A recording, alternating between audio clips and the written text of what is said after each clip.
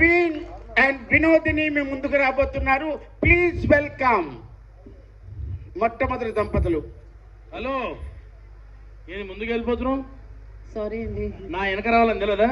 వచ్చేయండి, ఇలాగ వచ్చేసానుగా.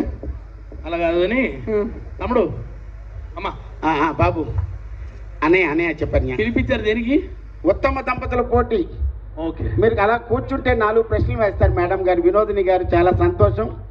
నాకు తెలుసు మీరు చాలా దూరం వెళ్ళాలి, భీమవరం తాడేరు వెళ్ళాలండి. తప్పకుండా పంపిస్తాను.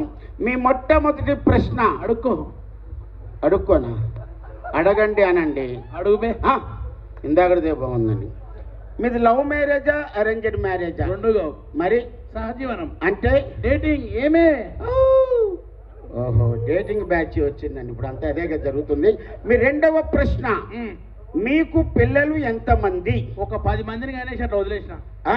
జలినా ఊరురా. అదేంటి డేటింగ్ అంటే? సహజీవనం. ఏమే? ఈ మహానుభావుడు మాట్లాడితే డేటింగ్ సహజీవనం అంటాడు. ఆవిడేమో శ్మశానం నక్కలాగా అవు అవు అంటది. అమ్మా, ఇంతకీ ఏం చేసేవారు మీరు? ఏం చేసేవారు పనులు శ్మశానంలో? చిల్లరేరుకున్నాడు. అమ్మ బాబాయ్, చిల్లరా మీరు? నేను డబ్బు కొట్టండి. ఓహో, ఇంకొక ఉద్యోగం ఉంది, వస్తావా? ఏంటమ్మా? వాచ్మెన్ ఉందాడా? రిటైర్ అయిన తర్వాత వస్తానండి. మూడవ ప్రశ్న, భార్యాభర్తలు అన్యోన్యంగా ఉండాలంటే ఏం చేయాలి? భార్య భర్తలు అడగాలి. మరి మీరు? సహజీవనం అంటే డేటింగ్. ఏమే? దశకొద్ది దొరికడు బిస్కొత్తులు మొగడంటే ఇదేనండి. 4వ ప్రశ్న, మీ ఇంట్లో మీ హవా నడుస్తుందా, వినోదిని గారి హవా నడుస్తుందా? పక్కింటి రావి వెంకటన్న హవా నడుస్తుంది. అదేంటి డేటింగ్ అంటే? సహజీవనం. ఏమే?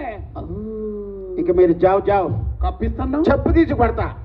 అది పద్ధతిగా పేట్ల మీద పెళ్లి చేసుకునే వాళ్ళని. మీలాగా డేటింగ్ బ్యాచ్లకి ఎవరు వెళ్ళావు? ఏమే? ఓ పని చేయండి, చెప్పండి. మీ డేటింగ్ తీసుకెళ్ళి యూట్యూబ్లో పెట్టండి, గొట్టంలో మంచి రేటింగ్ వస్తుంది. వెళ్ళండి వెళ్ళండి వెళ్ళండి. నీ బాడీ రేటింగ్ ఇప్పుడు పెళ్లి చేసుకోవాలి. దీన్ని చేసుకుంటే బాగుపడతావురా, లేకపోతే కోర్టుల చుట్టూ తిరగాలి. డివి సుబ్బారావు గారిని ఒక్కసారి కూర్చోవలసిందిగా కోరుతున్నాను. ప్లీజ్ ప్లీజ్ అబ్బాయి గారు ప్లీజ్. ఇంకొక 2 జంటలు మాత్రమే పిలుస్తాను, ఎక్కువ జంటలు లేరండి.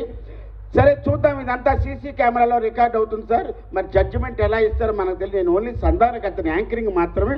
అబ్బాయి గారు ప్లీజ్, నా కోసం అబ్బాయి గారు ప్లీజ్ ప్లీజ్ ప్లీజ్. రెండవ జంట గురించి మీకు చెప్పాలి. క్లాప్స్ కొడితే చెప్పేస్తా. ఎందుకు కొట్టాలి?